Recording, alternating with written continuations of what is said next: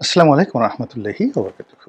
সম্মানিত দর্শক, আজকে যে প্রসঙ্গটি নিয়ে আলোচনা করব বা যে কন্টেন্ট নিয়ে আলোচনা করব, এটি আমারই মতো আরও একজন যারা কন্টেন্ট ক্রিয়েটর রয়েছেন, তাদের মধ্যে তরুণ, আমি ভদ্রলোকের নাম মনে করতে পারছি না, কিন্তু বেশ জনপ্রিয় কন্টেন্ট ক্রিয়েটর, তিনি এই বিষয়টি নিয়ে একটি কন্টেন্ট তৈরি করেছেন। তার শিরোনাম এবং তার বিষয়বস্তু দেখে আমি অনুপ্রাণিত হয়েছি। অসাধারণভাবে কথা বলেন তরুণ। আ তো প্রথমত তাকে ধন্যবাদ জানাই। কারণটা হলো যে আমি সেই কনটেন্টটির যতটুকু অংশ শুনেছি, আ সেই কনটেন্টের মধ্যে তিনি একবার যে 111 সম্পর্কে একটু প্রশংসা করেছিলেন, মঈনুদ্দিন ফখরুদ্দিন সম্পর্কে। আর সেই প্রশংসা করার পর তার যারা ভিউয়ার রয়েছেন, তার ভিউয়ার আমার চেয়ে বেশি। আ হয়তো তার যে আ যাকে বলে পেজের যে রিচ, এটাও আমার চেয়ে বেশি। কিন্তু তারপরেও যেহেতু তিনি এক্সক্লুসিভলি পলিটিক্যাল কনটেন্ট করেন না, যেটা আমি করি। তো তিনি বিভিন্ন বিষয় নিয়ে কনটেন্ট তৈরি করেন। রাজনীতি, অর্থনীতি, গল্প, কবিতা, বিভিন্ন বিষয় নিয়ে ভ্যারাইটি। তো তার কোনো কনটেন্ট দেখা গেল যে মিলিয়ন ভিউ হয়ে যায়। তো তারই মধ্যে এটি তার একটা পলিটিক্যাল কনটেন্ট। তো সেই পলিটিক্যাল কনটেন্টে তিনি আফসোস করে একবার বলেছিলেন যে, যে যুগ চলছে সেই যুগের তুলনায় যদি আমি গত ১৫ বছর, তারপর এই গত ১৭ মাস বা তারও আগে বিএনপির জমানা যদি চিন্তা করি, তাহলে ন্যায় বিচার, সুশাসন এবং প্রশাসন সম্পর্কে মানুষের যে ইতিবাচক ধারণা, সেই দিক থেকে ১/১১ মঈনুদ্দিন ফখরুদ্দিন সরকার ভালো ছিল। তো এটা বলার পরে সেই যে কনটেন্ট ক্রিয়েটর ভদ্রলোক, তার পেজে যত মন্তব্য এসছে, উনি অবাক হয়ে গেছেন যে বেশিরভাগ মন্তব্য পজিটিভ, এবং অনেকে যেটা বলেছেন যে, "আপনি কি বলেন? বর্তমান জমানার তুলনায় ১/১১ যে জমানা, সেটা ছিল রীতিমতো জান্নাতি জমানা।" এই কারণে তিনি আপ্লুত হয়ে এই আমি যে টপিক নিয়ে করছি, সেই টপিকটা নিয়ে তিনি আলাদা আরেকটা কনটেন্ট তৈরি করেছিলেন, এবং সেটাও লক্ষ, লক্ষ মানুষ দেখেছে। তো আমি তার সেই পুরো কনটেন্টটি শুনিনি। আমি সাধারণত এগুলো শুনি না। শুনি না এই কারণে যে শুধু হেডলাইনে আ তিনি যে বিষয়টি মেনশন করেছেন, সেই বিষয়টিগুলো নিয়ে যদি আমি ইন ডিটেইলস তার বক্তব্য শুনি, তাহলে I must be biased by his thinking. কিন্তু আমি যে কাজটি করি সেটি হলো যে আমি সবসময় আমার নিজস্ব মতামত ব্যক্ত করি, যাতে অন্য কারোর সঙ্গে আমার মতামত মিলে না এবং ভিন্ন মত হয়। আর সেটা না হলে তো দর্শক শুধু খুঁজতে থাকে যে এই ধরনের ভিডিও কোথায়, কোথায় আছে। তো খুঁজতে গিয়ে দেখে যে মিস্টার রনি কোথাও নকল করেছেন, কারো কথা বলেছেন, তাহলে আপনাদের হয়তো আমার ব্যাপারে আগ্রহ থাকবে না। যাক, ভূমিকা বাদ দিয়ে আসল কথায় আসি। আমরা সবাই ত্যক্ত বিরক্ত। ভীষণ রকম ত্যক্ত বিরক্ত, এবং ২০০১ সন থেকে আজ অবধি যে ২৪ বছরের বা ২৫ বছরের বিভিন্ন শাসন প্রণালী ধরেন, সেই শাসন প্রণালীতে আমরা বিচার বিভাগ দেখেছি। কিভাবে বিচারক নিয়োগ হয়, দুর্নীতি দমন কমিশন দেখেছি। তারপর সরকারি কর্মকর্তাদের দেখেছি, নিম্ন আদালত দেখেছি। এরপরে রাজনীতির যে পলিটিক্যাল টাউট, বাটপার যারা আছেন, তাদের দুর্বৃত্তপনা দেখেছি। রাষ্ট্র ক্ষমতা ব্যবহার করে মন্ত্রী, এমপি, প্রধানমন্ত্রী, রাষ্ট্রপতি, মানে দুর্নীতির স্পিকার, ডেপুটি স্পিকার, হুইপ, এরা চাউল চুরি থেকে শুরু করে, মানে সংসদের ক্যান্টিনের যে খাবার-দাবার, সেই খাবার-দাবার পর্যন্ত তারা চুরি করেছে এই গত ২৫ বছরে। তারপর যেগুলো দুর্নীতিতে রীতিমতো মাইলস্টোন স্থাপন করেছে, যেমন ধরেন আওয়ামী লীগ জামানাতে রূপপুর পারমাণবিক কেন্দ্রে বালিশ কাণ্ড। মানে একটা বালিশ নিচ থেকে ৪ তলায় তুলতে ৳৪,০০০ বা ৳৩,০০০ লাগে, হোয়াটএভার মেবি। এই কথা শুনলে মেজাজ ঠিক রাখা যায় না, বিশ্বাস করেন।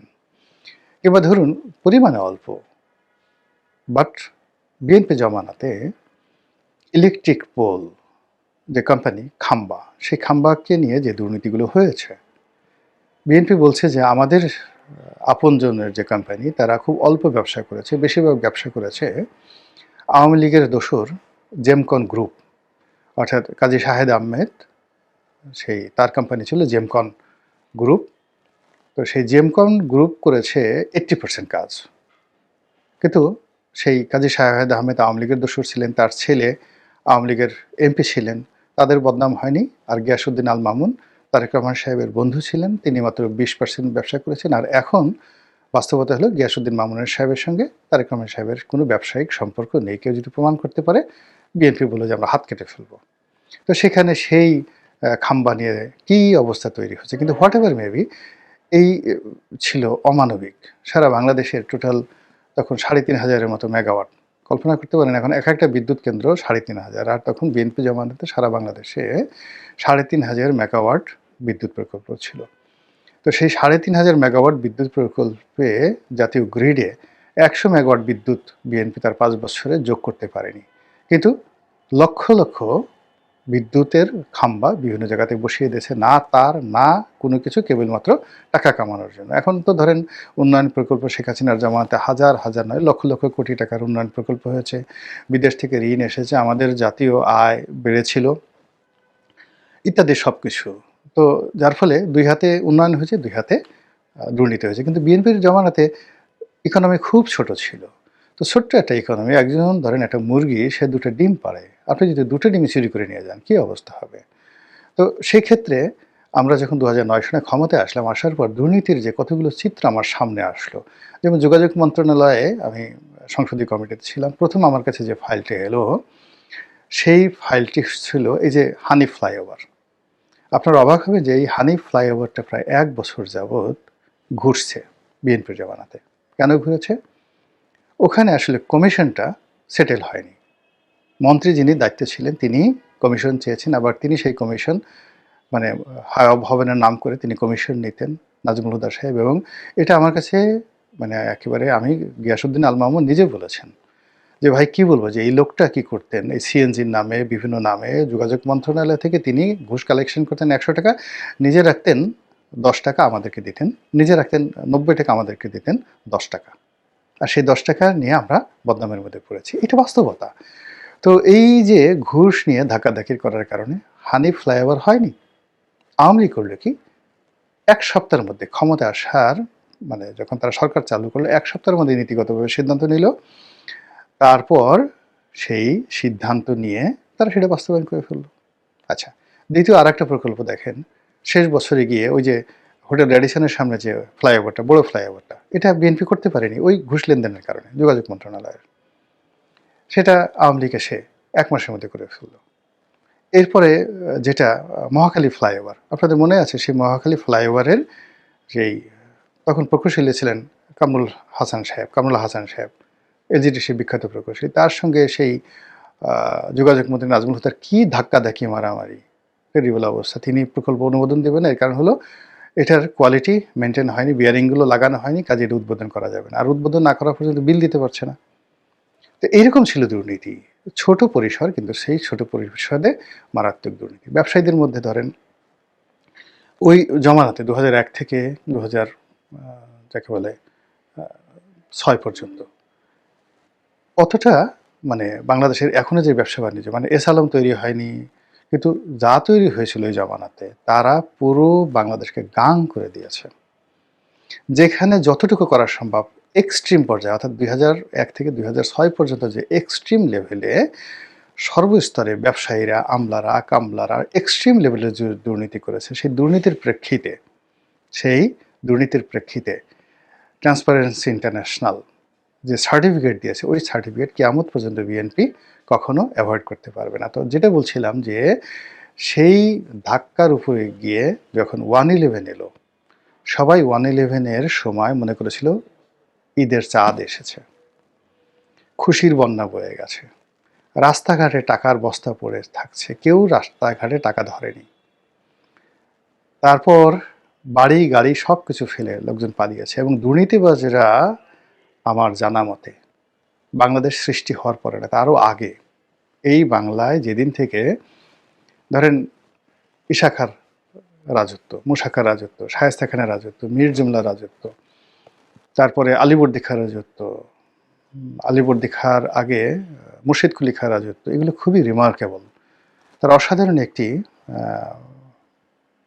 বলে রাজত্ব তৈরি করেছে। আল্লাউদ্দিন হোসেন শাহের রাজত্ব, নুরশাহ শাহের রাজত্ব, পরাগল খান, ছুটি খানের রাজত্ব, অসাধারণ তারা একটা লিগেসি তৈরি করেছে। কিন্তু ১/১১-র সময় একাগ্রের সময় আমাদের সেই মঈনুদ্দিন ফখরুদ্দিন যেভাবে দুর্নীতিবাজদেরকে কাফন তৈরি করে দিয়েছিল, স্বয়ং খালেদা জিয়া তার আয়কর ফাইল তিনি অ্যামেন্ডমেন্ট করতে বাধ্য হয়েছেন, টাকা জমা দিতে বাধ্য হয়েছেন, যে সরকার যে ইন্ডিমেন্টারি দিয়েছিল যে এই সময়টাতে যদি তোমরা সেই তোমাদের কালো টাকা সাদা করো, সেই কালো টাকা সাদা করার জন্য এতটা ভয় যে বেগম খালেদা জিয়া স্বয়ং নিজে এবং সাইফুর রহমান সাহেব নিজে সে তাদের কালো টাকা সাদা করেছিলেন। কল্পনা করতে পারেন, বাংলাদেশের সবচেয়ে বড় অর্থমন্ত্রী, দীর্ঘকালীন অর্থমন্ত্রী, তার ফাইলে তিনি কালো টাকা সাদা করেছিলেন। যে তালিকা তৈরি করা হয়েছিল 1/11-এর সময়, ব্যবসায়ীরা ভয়ে থরথর করে কেঁপেছিল। 1/11-এর সময় প্রকাশ্যে ঘুষ নেবে, হাইকোর্ট, সুপ্রিম কোর্টে কোনো একটা মামলা পড়ে থাকবে, কোনো একজন বিচারক মামলা রায় দেবেন না, ভয়ে মব হবে বাংলাদেশে, এটা কল্পনাই করা যায় না, কল্পনাই করা যায় না।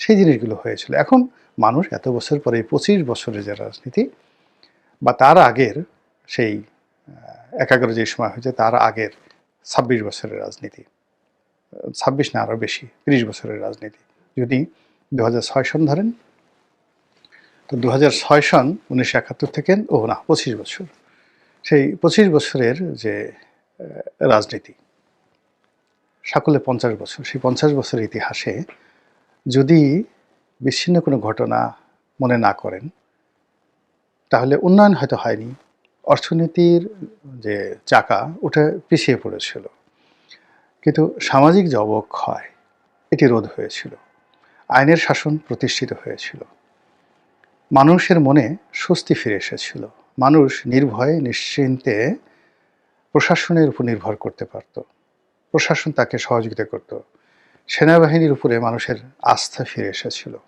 কোনো সন্দেহ নেই। আর্মি, বাংলাদেশ আর্মি যদি কখনো দেশপ্রেমিক হয়ে থাকে সেটা 11 সময় হয়েছিল, কিন্তু এরশাদ জামানাতে আর্মি দেশপ্রেমিক হয়নি, এর সাথে তাবেদার ছিল। শেখ হাসিনার জামানাতে আর্মিকে কোনো অবস্থায় আপনি দেশপ্রেমিক বলতে পারবেন না। আর্মির যে সমস্ত কর্মকর্তারা আওয়ামী লীগের দোসর ছিলেন তারা আর্মির সুনাম সুখ্যাতি নষ্ট করেছিল। আর্মির জীবনে দুটো ইভেন্ট, তিনটে ইভেন্ট। একটা ইভেন্ট ছিল 71 মুক্তিযুদ্ধ, তারা রিভোল্ট করেছিল। দ্বিতীয় ছিল যে 75-এর 15ই আগস্টে বঙ্গবন্ধুর হত্যাকাণ্ডের পর আওয়ামী লীগের মধ্যে নানা টার্মাটাইল হওয়ার পরে তারা খুনিদের পক্ষ অবলম্বন করেনি, তারা রুখে দাঁড়িয়েছিল এবং শহীদ প্রেসিডেন্ট জিয়াউর রহমানের নেতৃত্বে 7ই নভেম্বর তারা ঘটিয়েছিল। এটা তাদের দ্বিতীয় লিগেছি। আর থার্ড লিগেছি হলো এই 11 সময়। এর বাইরে কোনো লিগেছি নেই, নাথিং। এই কথাটাই সেই কন্টেন্ট ক্রিয়েটর বলেছেন। আর বলার কারণে আমার কাছে মনে হলো যে আই শুড সে, আমার এটা বলা উচিত। এর কারণ হলো যে অতিরিক্ত ফ্ল্যাটারিং, যে কোনো ব্যাপার অতিরিক্ত ফ্ল্যাটারিং, সেটা ডিজিএফআই হোক, এনএসআই হোক, ডিবি হোক বা পুলিশ হোক, মানে শক্তিশালী অর্গানাইজেশনগুলোর ফ্ল্যাটারিং করা মানে এদেরকে শেষ করে দেওয়া, নিজেও শেষ হয়ে যাওয়া। দ্বিতীয়ত হলো যারা ভালো কাজ করেছেন, ফখরুদ্দিন সাহেব ঘুষ খেয়েছেন, মইনু আহমেদ ঘুষ খেয়েছেন, আমি বলতে পারবো না, কোনো অবস্থাতেই বলতে পারবো না, আমার মনই বলছে না যে তারা ঘুষ খাননি, তারা সৎ মানুষ ছিলেন। এখন আপনি এই সময়তে ধরেন যারা আছেন তাদেরকে আপনি সৎ মানুষ বলতে পারবেন?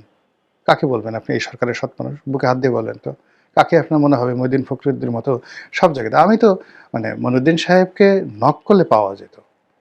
সেনা প্রধান মইনু আহমেদকে আপনি যতই বলেন না কেন, তিনি পুরো সময়টাতে এনি বডি তাকে নক করে পেতেন, সাংবাদিকরা পেতেন, জনগণ পেতেন, রাজনীতিবিদরা পেতেন, এবং